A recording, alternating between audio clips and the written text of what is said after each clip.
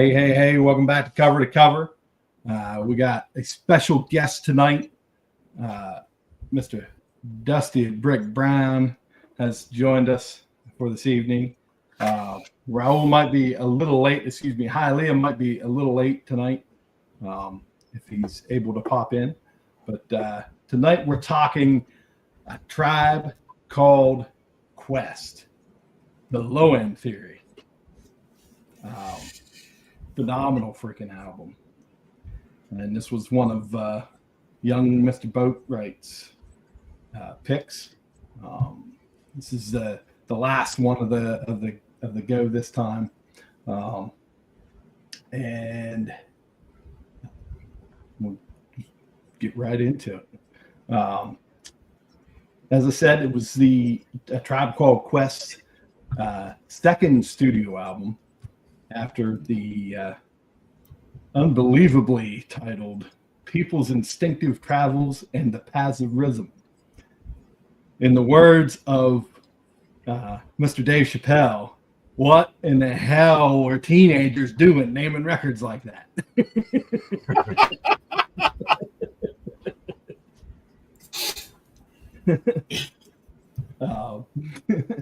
This one was released September 24th, 1991. So it just, not recently, but in the last six weeks, it had an anniversary.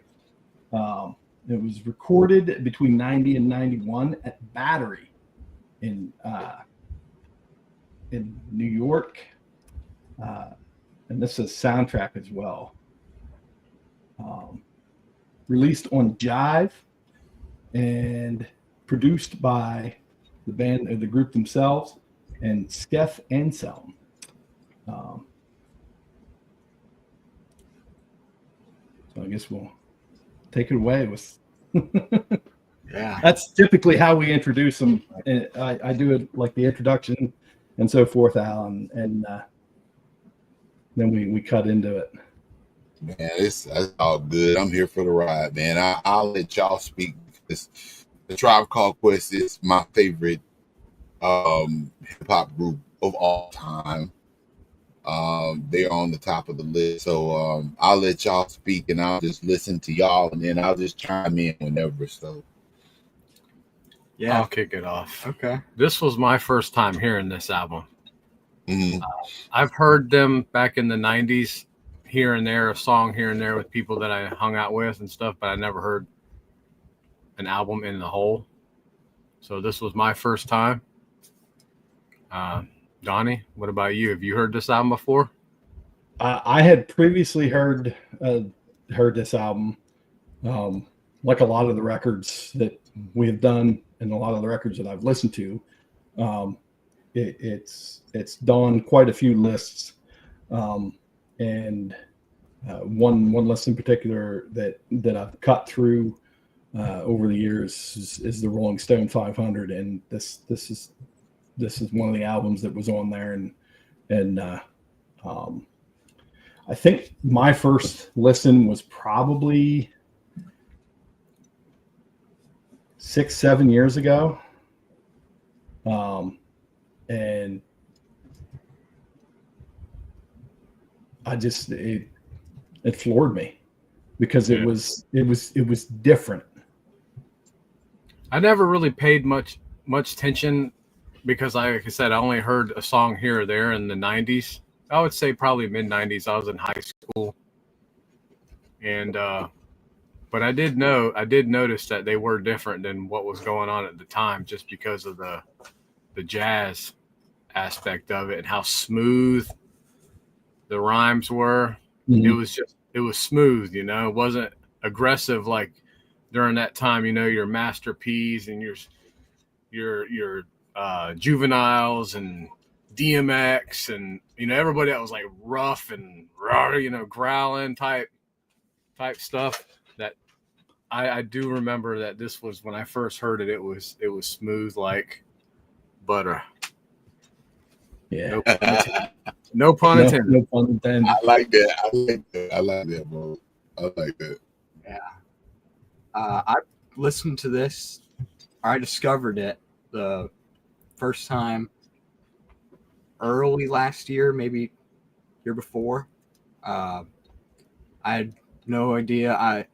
The reason I even listened to it is because I was playing Grand Theft Auto San Andreas, and I was getting introduced to the first time a lot of 90s hip hop that I really never had the chance to listen to. That kind of lighted a spark and went searching. This one topped a lot of lists, a lot of people's favorites, and I kind of said to myself, if I see it again, I'm gonna just listen to it all the way through. So I did so, and I had no idea who the group was, the name of the album. I was going off the cover completely. I didn't know who anyone looked like. I didn't know what it was going to sound like. I didn't even know when it came out. Completely blind, and it blew me away the first time I heard it. So I fell in love. And then after that, I went further, and I went to De La Soul and the rest of Native Tongues, and that's my niche. Is that stuff. Cool. Pretty good niche to have. I know this, since I've been listening to this, it kind of put me down a rabbit hole of hip hop too, where I was been listening to stuff that I haven't heard, older stuff that I remember but never heard all the way through or anything like that. Because I'm like, well, maybe the next round I'll try to find me a hip hop album to pick. But like I said, I went on the just because of this album. As soon as I finished this album, the first or second time I heard it, I went and listened to Midnight Marauders. Oh, I went and listened to the Fugees, De La Soul. You know, I listened to a little bit of all kinds of stuff around that era. well, I will say this. In my humble opinion, that era of hip hop was probably the best. The late 80s to like the mid to late 90s. I agree. You had a whole bunch of artists that came out during that time, man, like De La Soul and A Tribe Called Quest, the Jungle Brothers. All of them were part of the Native Tongue movement. I went silent because I wanted to show this shirt. So y'all go pick it up when you can. It's on Amazon if you want to get it. If you don't want to get it, you don't have to get it. But my first introduction to A Tribe Called Quest was way back in the day. Because I'm old as dirt. But not old as dirt. But yeah, I bought their first album, Instinctive Travels, at a record bar here in Macon. And I saw what it was. MTV they had MTV Raps, and I saw their lead single for their first album. And I know, Donnie, you was talking about the title of the album, but you know, they had a song on the first album called I Left My Wallet in El Segundo. What the heck is that?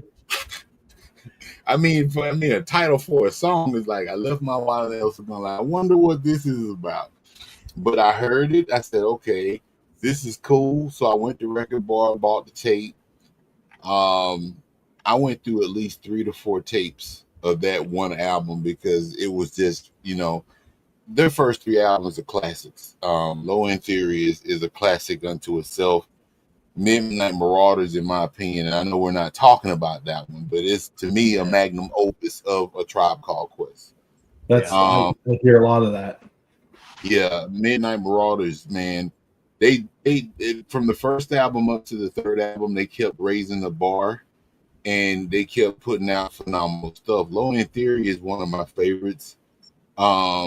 Midnight Marauders is my favorite, but Low End Theory ranks high up there because, like Boat said, they did a lot more experimentation with jazz music and stuff, and they incorporated a lot of jazz music, a lot of old funk and soul music, into their songs, into their music as far as the tracks are concerned.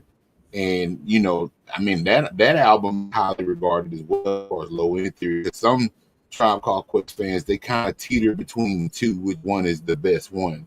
Most say Low End Theory, some say Midnight Marauders, but both of them are excellent. But yeah, man, ever since I bought that first album, man, I've always been a fan of their music. And I actually had a chance to meet Fife a long time ago. It was at a Waffle House. And we just, I saw him. He was sitting there eating with some of his folks. And this was up in Atlanta because at one time Fife lived in Atlanta. Yeah. And, me and a few guys were just, I think we were in Marietta, Buckhead, one of them. And we went to a Waffle House and he was there. It's like, man, what's up, like, dog, man? Yeah, I'm your biggest fan. And he's like, cool. That was before cell phones, so I couldn't like take a selfie with him and stuff. Yeah, I'm old, but yeah, try. Oh, I keep saying that. But the Tribe Called Quest, man. I mean, their first 3 albums are the music of a Tribe Called Quest is that you got some artists like Wu-Tang Clan and Onyx. When you hear this stuff, you want to turn on a bus or something. But when you listen to like a Tribe Called Quest, it's like you can just sit back, man, and drink a cup of scotch or a glass of scotch and whiskey and stuff, smoke a stogie and just chill out. But yeah, man, the Low End Theory is a great album, man. Matter of fact, I listened to it yesterday. I got it on rotation with a few other albums. But yeah, Low End Theory is an awesome album, man. Awesome. I couldn't agree more. I know for me, like you were saying, this stage in my life, because I'm up there in age myself, that this type of music is exactly what I need, or what I want. I want to sit back, chill, have a glass of whiskey or something, like you said, maybe smoke a cigar, and just chill. Yeah, that's exactly what the doctor orders. Mm-hmm. Yeah. Tribe Called Quest. So let me ask this question to the panel and everything. Listening to the album thus far, what would you consider your favorite song or songs from the album? I have a few that was kind of tough for me to decide. The opening track I really love, Excursions. Mm-hmm. I really like Butter. Butter, it's so catchy. Yeah. And what was the other one? But Show Business. Yeah. Yeah. But at the same time, a good runner-up is the infamous Date Rape. Because they I'm an Orlando Magic fan, and they gave a shout out to Scott Skiles and Orlando Magic. So I'm like, I heard that. How about you, Lil Bo? Pretty much, Excursions is up there because it was the first thing I ever heard, and just that's such a impactful first track. That was definitely up there. But, great first track, man. Great. Verses from the Abstract is probably my number one. Okay. I love that track. Yeah, Excursions had that feel, man. I think what it was, whatever that. I don't know if it was a bass guitar, but the intro, that kind of like set the tone. And then Q-Tip came in back in the days when I was a teenager, before I had an Edison pager. That kind of put. And then once he actually got done with his verse, that's when that drum kick hit and the beat just starts going. It's like, okay, yeah, I'm vibing with this. So how about you, Donnie? I'm with Jim. Excursions, Butter just, I mean, it's one of those ones that grabs you because it's smooth, and it's like you just want to say it's like butter. Where's that flow at? Yeah, it's so easy to pick scenario. It's so easy to pick scenario because it's such a great song. And there's so many great verses, so many great people on that track. Yeah. And I was playing it at work on the computer, and my coworker was like, got about halfway into the record, and he's like, "Who is this?" And I told him, because he listens to hip hop and stuff, and I told him, and he goes, "Oh," and he mentioned about hearing influences from other artists. I'm like, Yeah. So you're definitely Bit going to old yet? you're going to hear that. Yeah. Most definitely, man. Scenario actually has new leaders of the new school, and Busta Rhymes was actually a part of that group. So he's on that track. If y'all didn't know, but I think my favorites would be the Scenario remix. If y'all not listening to that, go check that out on YouTube. The Scenario remix is nice. Yeah. Check the rhyme and vibes and stuff. And what was the other one? We got the jazz or jazz. We got jazz. Yeah, those actually put me in a sedative state. Like whenever, especially what we got the jazz, because like I said before, man, they're so smooth. The samples that they used in order to put that album together was like I don't know. I mean, Q-Tip, pretty much him and Steph Anthem, if I'm not mistaken, they worked on the production more than anybody. And yeah, his record collection is pretty extensive. Yeah, those are my favorite songs off the album. So Pretty good too. I know that end with Busta Rhymes, he comes in hot, man. yeah. That was great. Well, you know, he's a larger than life rapper anyway, because when he actually left Leaders of the New School, they were doing their own solo thing. You know, he was doing videos that looked like Looney Tunes cartoons and stuff. Yeah. So yeah, he was out there, man. But And he was 19 years old when he did it too. When he did the song. Oh, really? Yeah. That I didn't know. But that makes sense because back in like in 89, 90, I was like 17, 18 years old. So yeah, that makes sense. Perfectly good sense.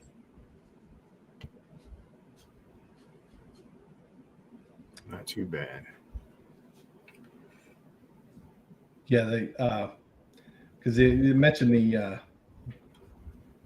the jazz and influence and the fact that Ron Carter's imprint is throughout the record. Mm-hmm. It's so good.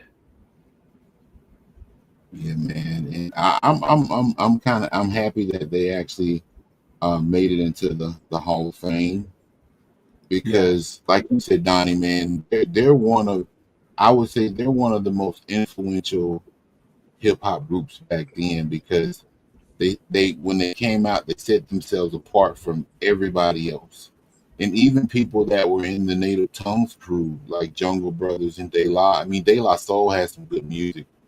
But they, in my opinion, they didn't really like match up with the Tribe Called Quest because I think at that point, you know, the name, the members, the songs, you know, the production, they kind of actually carved the niche. And in actuality, the type of hip hop that they do was actually referenced as backpack hip hop. You know, a Tribe Called Quest, like you said, Native Tongues, artists like The Far Side, Souls of Mischief, you know, they're out in California. All those rappers were considered backpack rappers because they didn't talk about drugs, they didn't talk about violence. They just talked about living every day, having a good time, you know, going to El Segundo in his wallet, you know, all that kind of stuff. So, yeah, that was to me one of the, you know, people say that, you know, there's certain eras of hip hop, the golden era and the silver, kind of like comic books and stuff. But like I said, man, the 90s, it was really chock full of other artists aside from a Tribe Called Quest. But I think they were in the forefront for a long time. They kept their longevity because of the music that they put out. So I will say this, and I'm gonna be quiet. Their fourth album, Beats, Rhymes, and Life, I kind of fell out with them. The reason why I kind of fell out with them is because I was so used to the format that they use with the jazz and stuff. And they tried to be experimental with that fourth album. And I can remember I was working at an arcade and making it.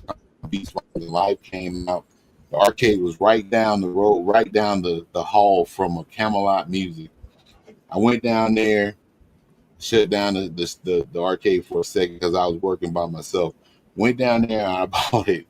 I came back. We had a boombox in the arcade. I put the album in and I listened to it. And no joke, I ended up giving it away. I gave the CD away because it was like, why did y'all betray me like this? Like this, it didn't sound like the traditional, excursions and Sky Page and all those songs and stuff.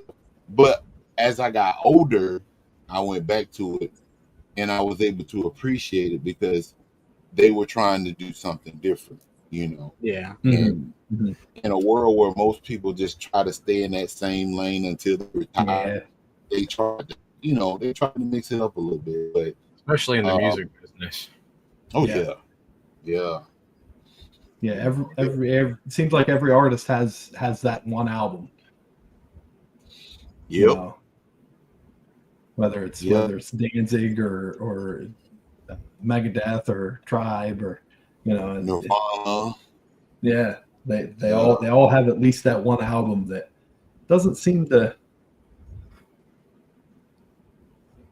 It doesn't grab you like some reason, and I mean, especially if you're invested in that artist music, because I can't lie, I was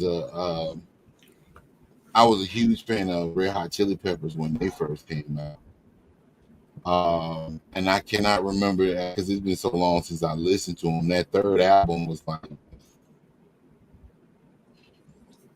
but I mean, artists have that. I mean, that's what artists do. Artists, they try to, change the boundaries of their music and they try to go into a different direction and stuff. Sometimes they succeed, sometimes they fail, But I will say, out of the Tribe Called Quest catalog, Low End Theory is, if you were to say, hey, somebody come up to you and say, hey, man, what would be the best starting point for a Tribe Called Quest? I would suggest Low End Theory and then go to the first album and then the third album. I think it's the best starting point for hip hop, period, because you get everything. I agree. I totally agree. But, I work with a guy that's from New York. Grew up, born and raised in New York, in the Bronx. Mm-hmm. And I told him that we were doing this show on Tribe. He's like, what? He's like, bro, I love Tribe. He's like, I told him the album we're doing. He's like, oh, that's a great album. He's like, Midnight Marauders, though, he's like, is my favorite. Yeah. So that's why, like, after the first or second time I heard this album, I went and gave Midnight a listen. Didn't make it all the way through before my battery in my headphones died, but I liked what I heard. Man, Midnight Marauders to this day, like I said, man, I love the Low End Theory.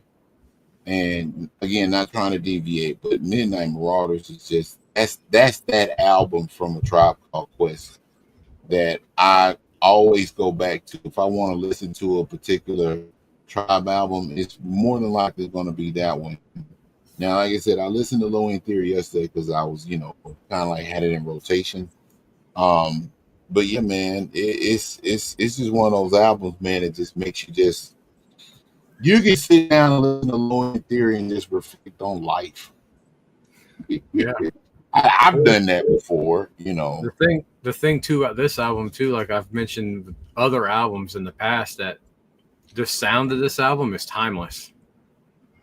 You don't hear this album and think early 90s. It ain't like listen like Salt and Pepper. Right.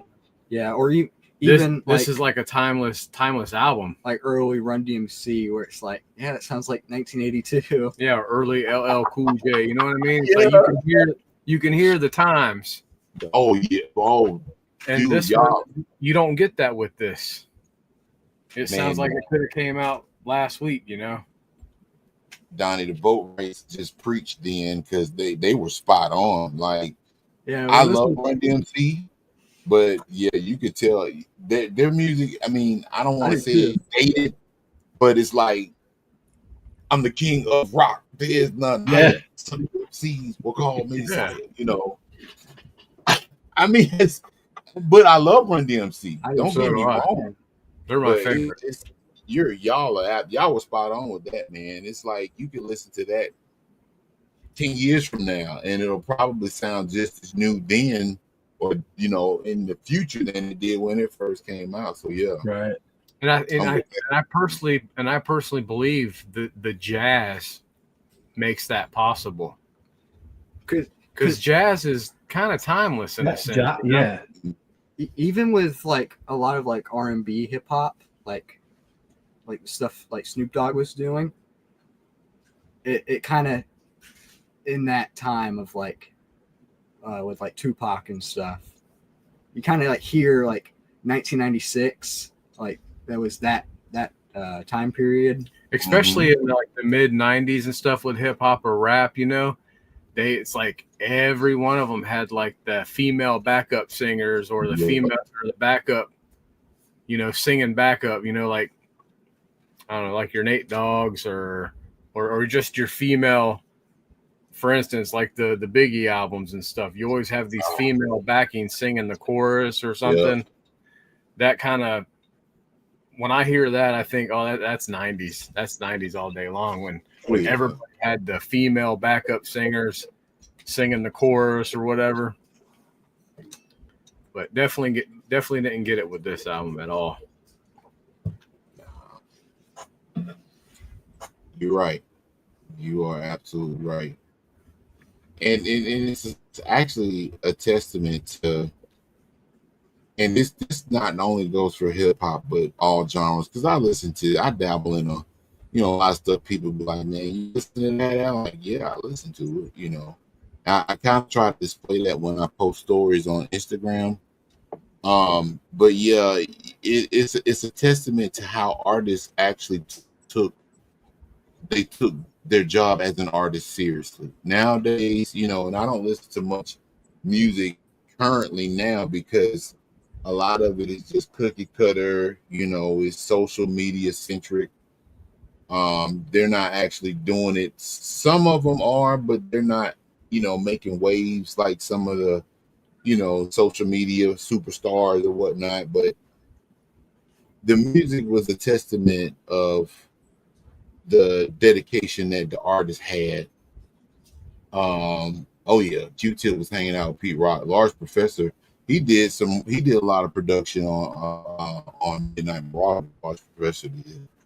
But it's just a testament, man, because it's like a cobbler making shoes and stuff, and they make the shoes and they put the soles in, sew the heel to the sole and all that kind of stuff. Whereas nowadays it's like, okay, I got an album, I'm gonna stream it. I got like 28 songs and all of them like 2 minutes long and stuff, and it's like, I can deal without that. But yeah, it's a testament how they took their job seriously as an artist. So it's always a good thing. Definitely.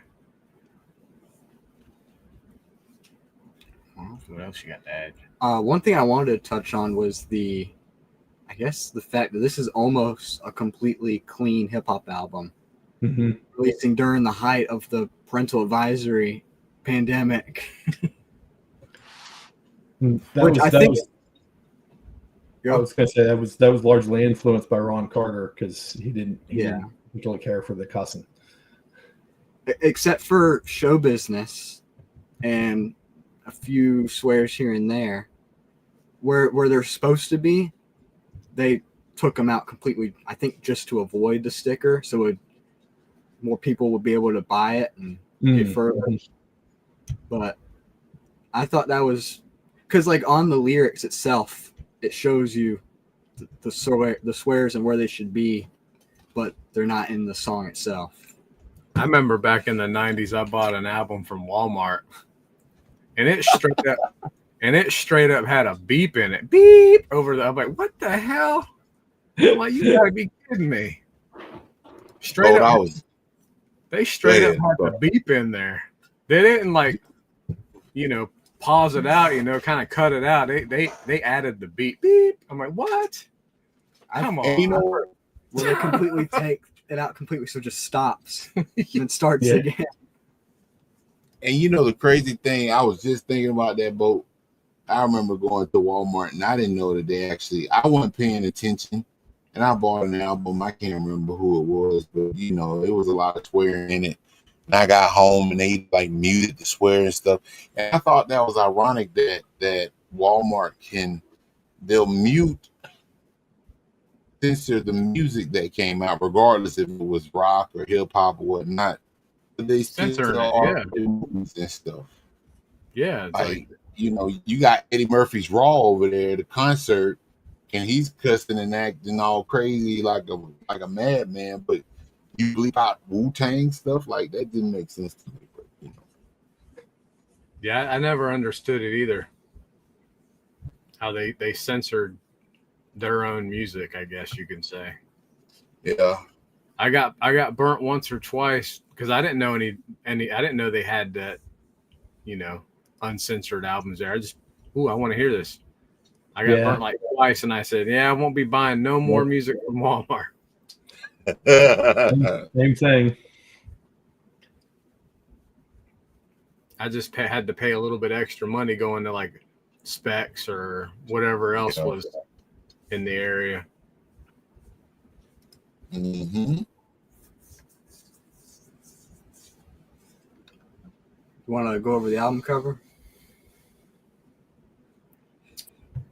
Yes. Yeah, the album cover, from what I understand, there was, I think it was, if my memory serves me correctly, there was a model that they hired to do that album. I think she did that one and Midnight Marauders. But at one time that actually became their logo.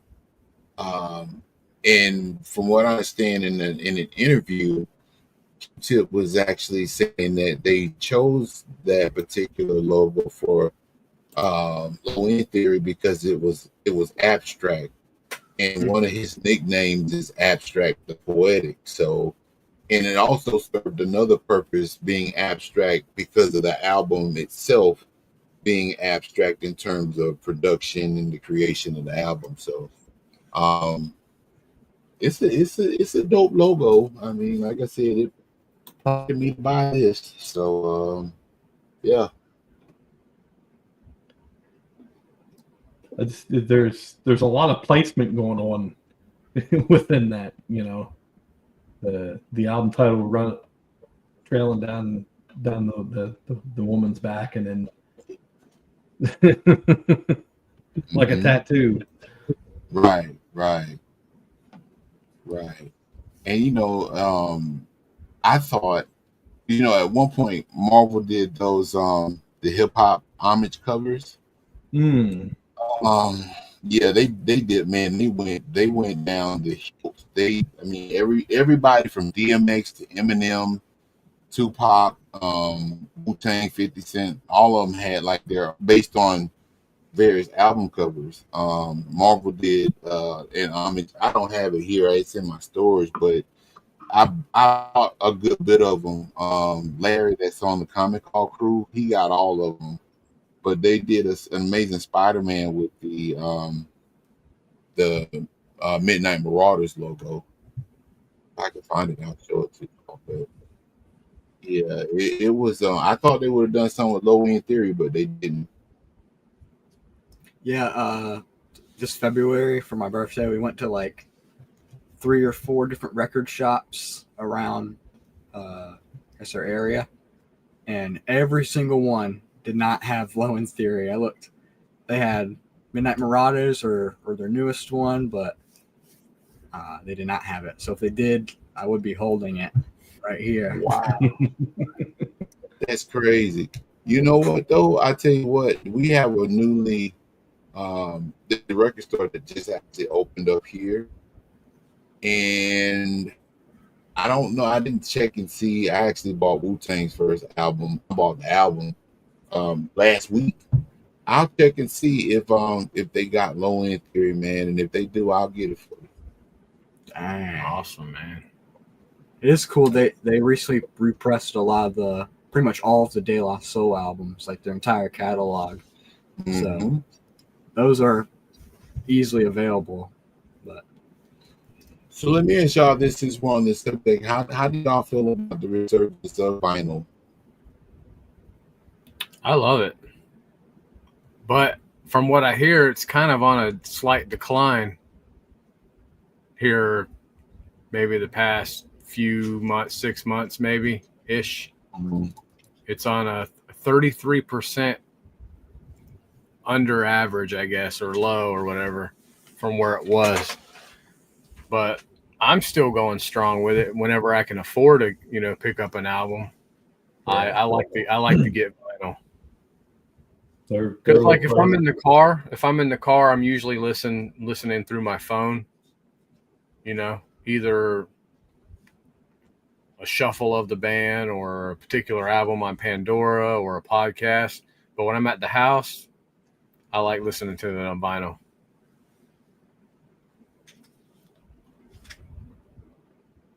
Okay. How about you, Donnie? I'm for it. I have once I get my room finished and I do a room tour, everybody will be able to see my all my vinyl. I have these like dust jacket boxes. I wouldn't call them a box because they're not really a box, but they're in the shape of a box that my mother-in-law got me several years ago for Christmas. And I have 4 or 5 of them, and every one of them, they're about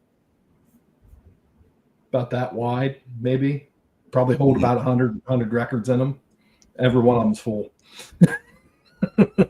Oh, wow. So that's a rabbit hole that I would love to go to. I have records or albums from many moons ago when they were like at flea markets and stuff, and you could pick them up for dirt cheap. But man, yeah, now they're starting to get high because I stopped at a yard sale last Sunday in my neighborhood, and this guy had a couple stacks of records, old records. He's like, I know what I got. One of those type people. I know what they're worth. So he's like, and he tried to like set the standard by saying, yeah, some other guy, he come up trying to offer this for this. And he's like, I know what they're worth. I'm like, oh, great. So I pulled out a couple albums, and of course, it's like one of those comic book shops. He pulls out his phone and he's looking. I said, you gotta be kidding me. I told my wife, I said, I guess we're not going to be getting these. I ended up walking away with the CCR vinyl. Still had the original wrapping and stuff on it. Nice. It's Creedence Clearwater, right? Huh? Creedence Clearwater Revival? Yes, sir. See, I listen to a lot of stuff, man. So, that's what's up. That's what's up. Yeah, he had that, and he had a Hendrix Experience album I really wanted, but he was like, that one's gonna be 10. He pulled up on his phone. He's like, that one's gonna be $10. I'm like, I can't pay for that one right now.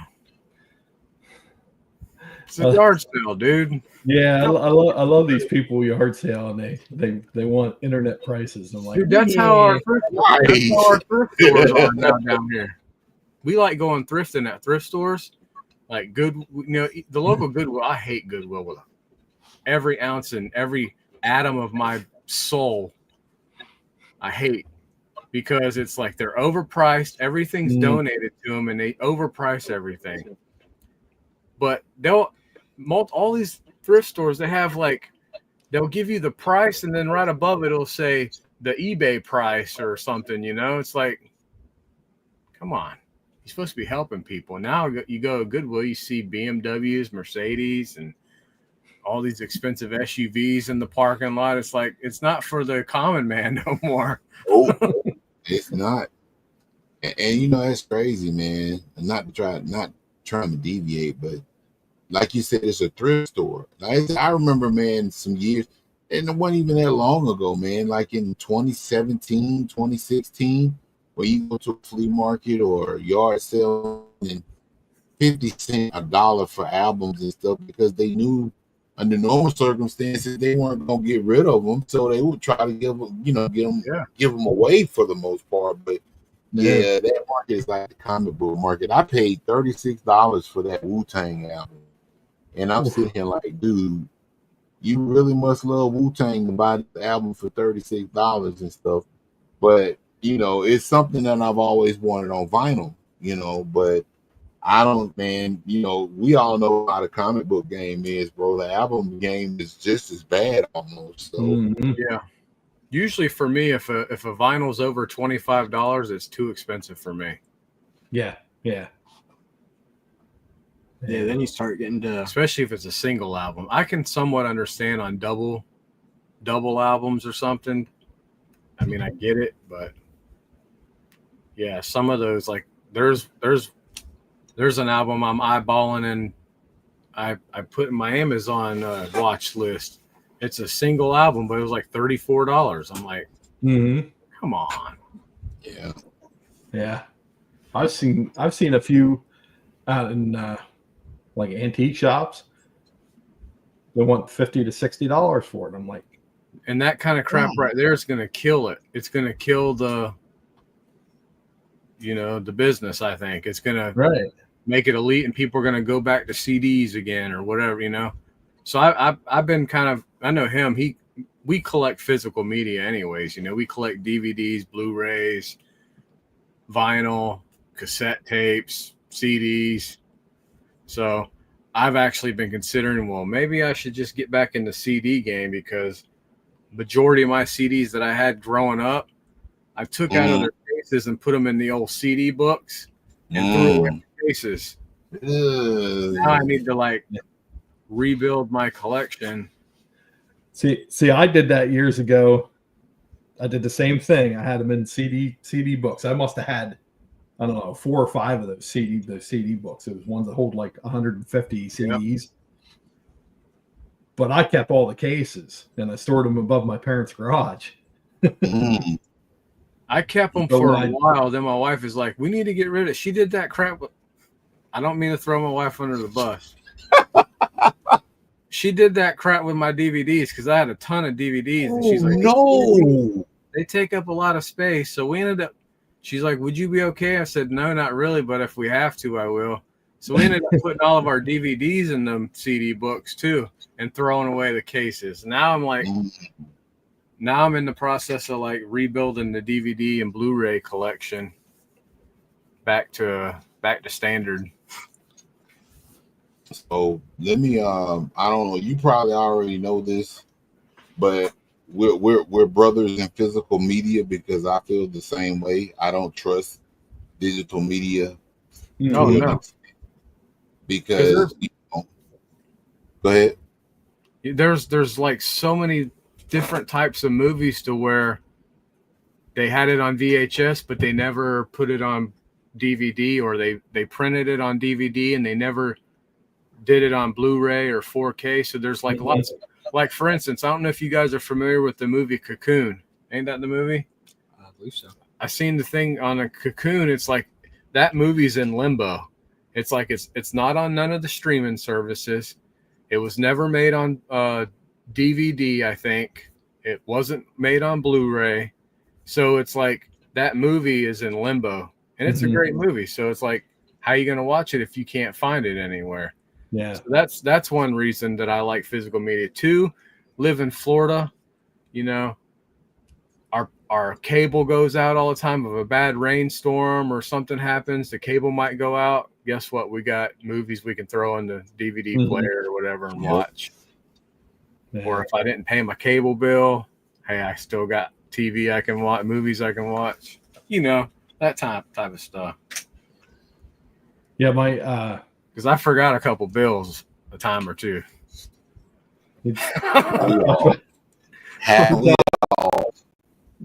Talk about movies in limbo or movies out of print and stuff. Not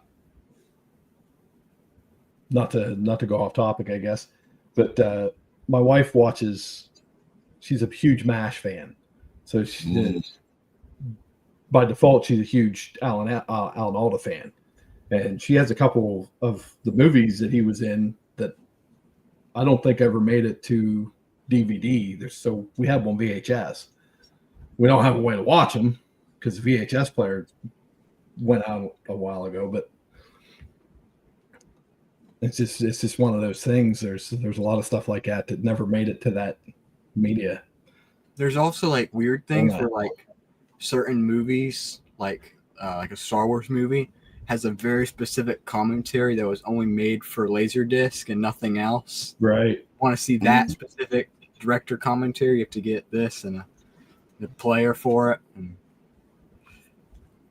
There's eventually, I think, going to be a resurgence of DVDs and Blu-rays or whatever, because I mean, everything always makes full circle. We're on it now while you can pick up a DVD or a Blu-ray for $1 at, a thrift store or at the flea market or whatever, Yeah, look at cassettes. Yeah, cassettes, exactly. Yeah, I'll mention cassette earlier, so. eBay is a good source too, Bo, for DVDs. I've been crushing it.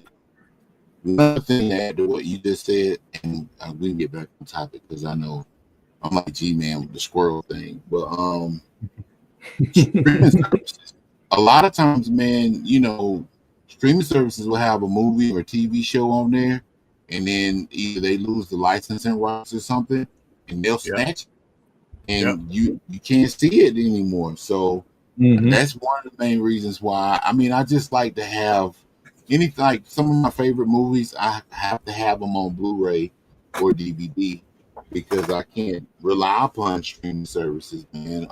Some time ago, Sony had pulled, like, I think Discovery. They were selling, like, quote unquote, you buy them and you could watch them and stuff. But somehow I think they lost their license with the Discovery Channel. So anybody that actually bought any Discovery Channel like content on the PlayStation Network, they lost it. No refunds or nothing. Yeah. No, I'm good. I am good. Yeah, I totally agree with that. But we digress, I guess. Yeah. So low end theory. So let me ask y'all this: follow in theory. So if you had to put it on a scale from 1 to 10, what would you rate it? I would put it on an 8. I'd give it an 8. Yeah. I was gonna say 8.5. I'd say 9.2. Yeah, 9.5. Dear man. CGC 9.2. Donnie? White pages. And the only reason why I would say 8 would be because, like, I have this ongoing problem with Pandora where I have to, it kicks me off in the middle of trying to listen to an album, and I have to restart an album. I think I restarted this album probably 10 times since we started. And it's like, I don't know. A lot of times you don't know if like I have it on at work, I'm working, stuff like that. A lot of times I don't know when the song changes. So a lot of the songs the beats and stuff kind of bleed together to me. Wow. And there's not enough of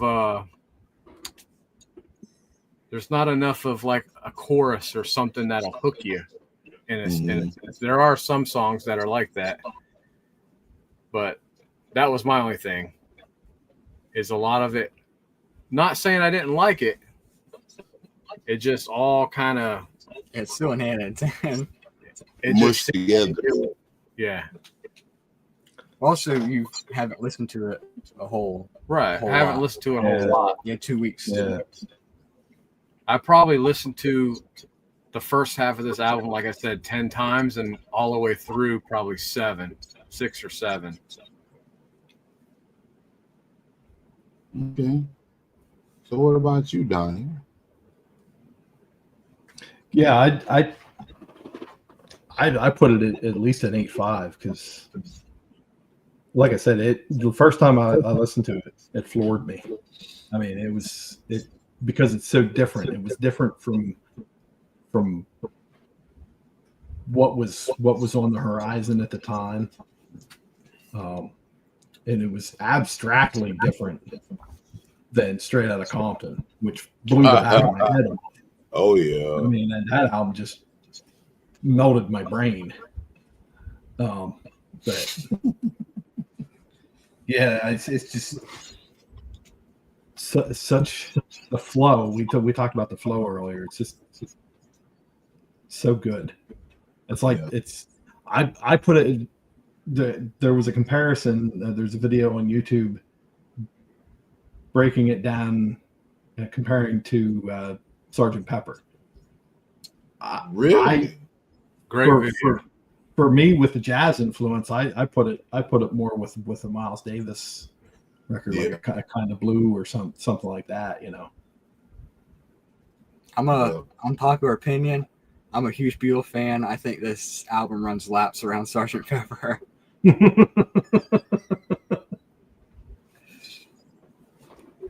Sgt. Pepper is a great album, though. But It I is. would have to agree.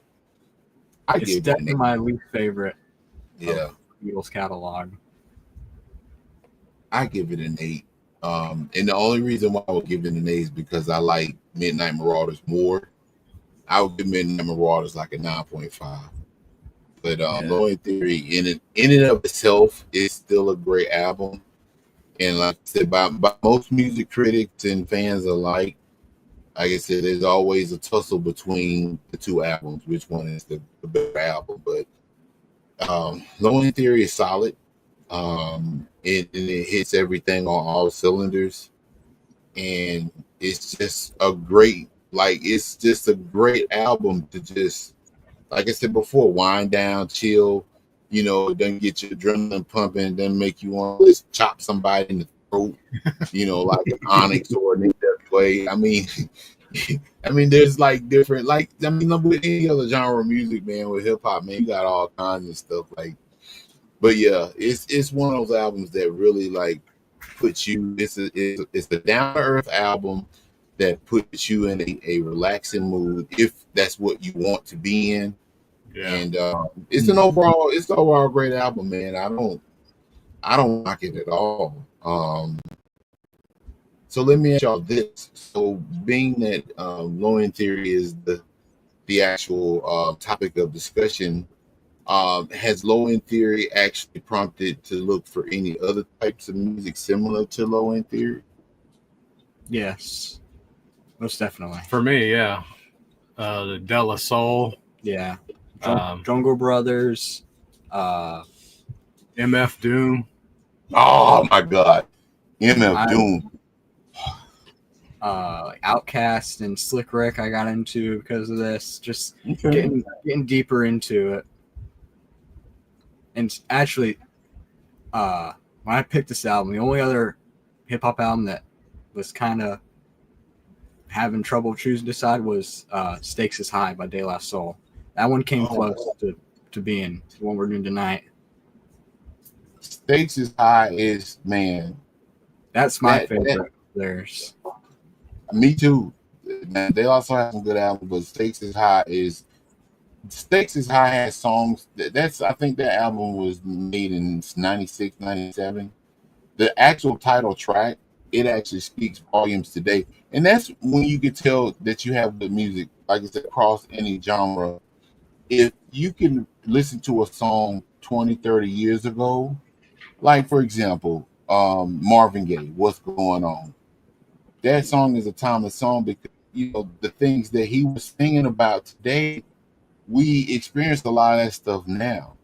Absolutely. So when you have a situation where you have an artist that can relay and put stuff together like that, you got a classic on your hands. And those particular types of songs in music is timeless. Like I said, 10, 20 years from now, people will be listening to Low End Theory, be like, man, it sounds like it, it held up. It stood the test of time. Stakes is High, same. Like that album was phenomenal. Yeah. To me, Something interesting I thought was pretty cool when they recorded Scenario, they laid their track down. Everyone writ their verses on the spot, wrote their verses on the spot, and just went in the studio one by one. But the version that's on the album is the first iteration, and there's a few after, and one had all the De La Soul guys on it. Is that the one where Fife said, "I'm going first, no matter what"? Yeah. Yeah. He said, no, I'm going.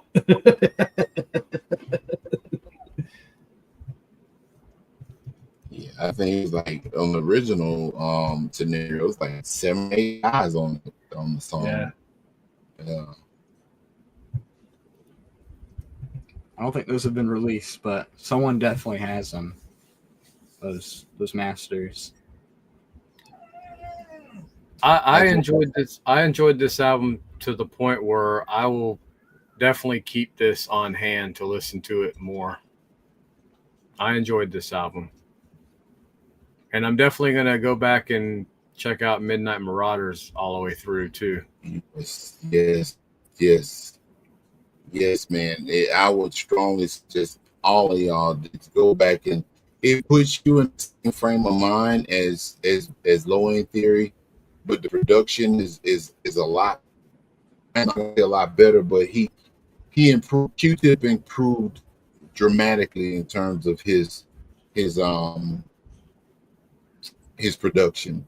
Like, you know, the Theory and Midnight Marauders are some are albums that you can listen to and you don't skip anything, you know.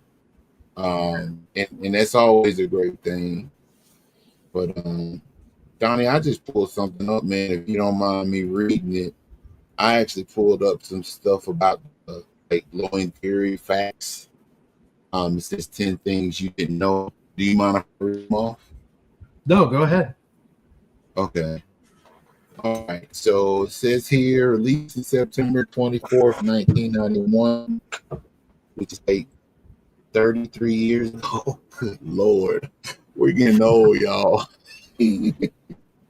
Low End Theory is a quintessential moment where hip hop let its jazz music fly, which is what we just talked about.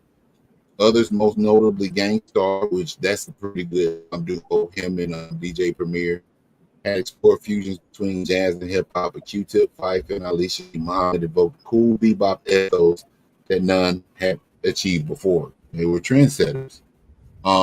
They metaphorically drew comparisons between the lyrical gems and jazz players like Lonnie Smith, Grover Washington Jr., and Ron Carter, the latter joining the Theory sessions to add his supple bass notes and tracks like Excursions, one of y'all's favorite tracks, and Bugging Out.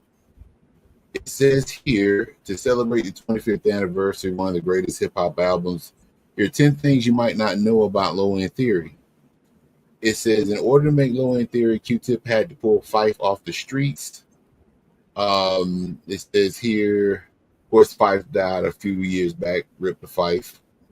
Says back in 1990, he was still in Jamaica, Queens, teenager, more interested in having fun, chasing girls, and pursuing a rap career. That's why he only made a brief appearance on the group's album, People in Secret Travels. Yeah, Fife was like on maybe 2 songs on that album. Yeah. Number 2, it says NWA Straight Outta Compton helped inspire Tribe. The Compton Squad studio debut is widely known as the greatest gangster rap album of all time. Let's see here. It was Dr. Dre's next level production that inspired Q-Tip and Ali Shaheed. I remember driving with Ali. I was like, yo, we got to make some shit like this. All right. Number 3 says Fife had to fight for his butter spotlight. It says originally Q be another mic trading session, but Fife wanted the track for himself. We had a positive over it. According to Q-Tip, eventually Fife wrested control and turned Butter into a lyrical showcase. He ironically contrasted his smoothness with his frequent girl problems. Number 4, competition between De La Soul and Tribe led to Vinia Mohician's hook on verses from the Abstract. She sings on a roller skating called Saturdays. That's the De La Soul song. Number 5, Industry Rule 4080 may refer to Job Records. He has I think that's the business, if I'm not show business. Number 6, Fife Dog Straight Shot almost led to bloodshed. It's a legendary. I didn't know this. It says when Fife Dog raps strictly hardcore tracks on New Jack Swing, Teddy Riley's protégés, Rex and Effects, who landed a major pop rap hit with New Jack Swing, took offense. March 16th, 93, their crew retaliated by punching Q-Tip in the eye outside a Run DMC concert at Radio City Music Hall. Number 7, Pete Rock made the original Jazz We Got. Somebody mentioned Pete Rock earlier in the chat, I think. Number 8, Scenario originally included more members of the Tongues. Good Lord. That was like a 10-minute song. 9, Q-Tip wrote part of Busta's Rhymes' iconic rap on Scenario. And number 10, The Low End Theory marked the beginning of the end of Native Tongues. Yeah, Native Tongues had a lot of people. Queen Latifah was in there, a whole bunch of people. But yep, those were in fact.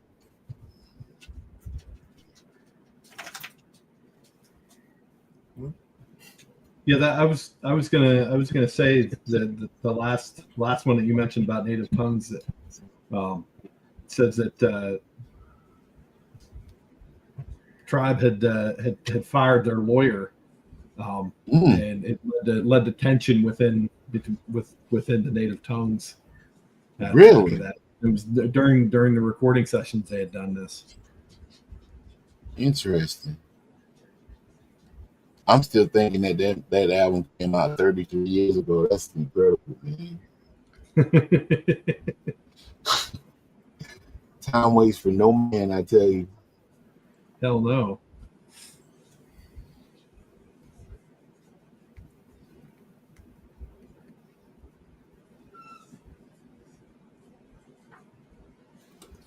Anything else, Boat?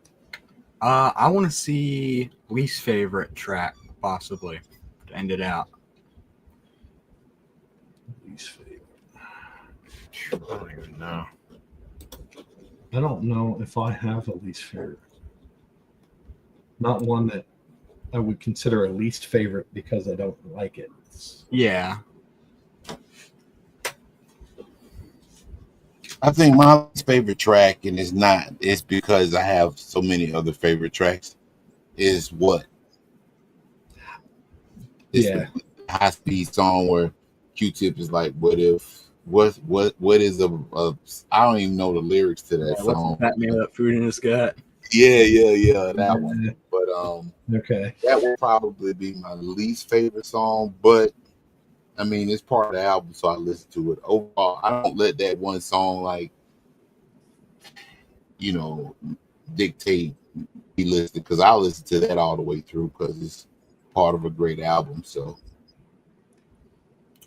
I'll probably agree with you. I'd say What too. I'd say Vibes and Stuff, just because I don't think there's any, not that I can recall, any like lines that really stick out all too much. What has a lot of memorable bars, I guess. Yeah. I think Vibes. Go ahead. I'm sorry. Oh, you're good. Vibes for me, man, is the track. It's just that, they got the little vibraphone going throughout the song, and the beat is kind of like, moving like that. I mean, I know the lyrics to the song, but I think more so with that song is actually just the beat and the the production.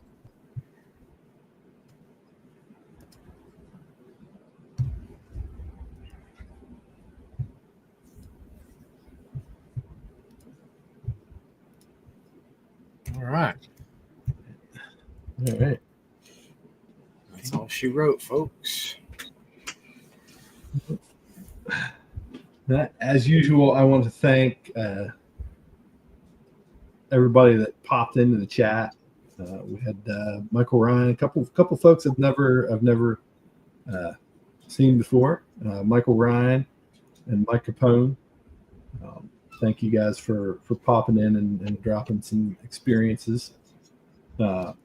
Anybody who watches on the rewind, and I also want to thank Al for joining us tonight, sharing his experiences with Tribe and this album. Dude, Arsenio Hall, since Arsenio Hall was a key factor in this album. Yeah. Yeah, they did not like Arsenio Hall, man, at first. Boy, they couldn't stand it. Rebo. Remo. 808. What's going on, Remo?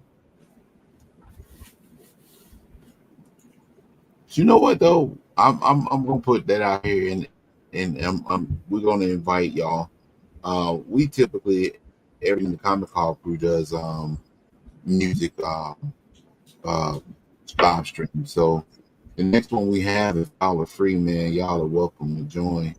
I will put some reminders out. I don't know when. We'll be back next week, but yeah, whenever we do our next music live stream, I'll be sure to tell us, hey, we getting the vote rights and Mastodon on. We can talk about like all kinds of hip hop music and stuff. We talk about other stuff. We talk mainly about hip hop music. So. I love to have y'all on. Sounds good. Yeah.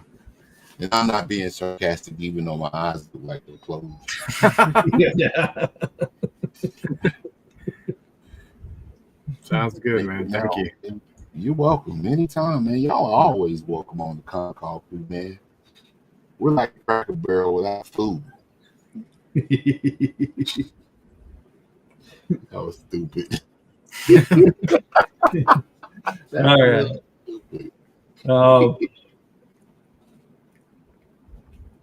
That concludes this round of music on the cover to cover. That was the Low End Theory by Tribe Called Quest. Go out and check it out. You will not be disappointed. And also check out the aforementioned Midnight Marauder. Am I brain farting? It's Midnight Marauders. Right? Midnight Marauders. Yeah.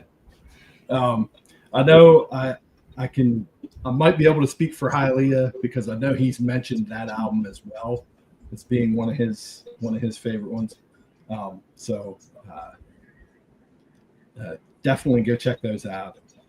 Yes. Check out De La Soul albums. And get out there and listen to some music. Yes, sir. That's right.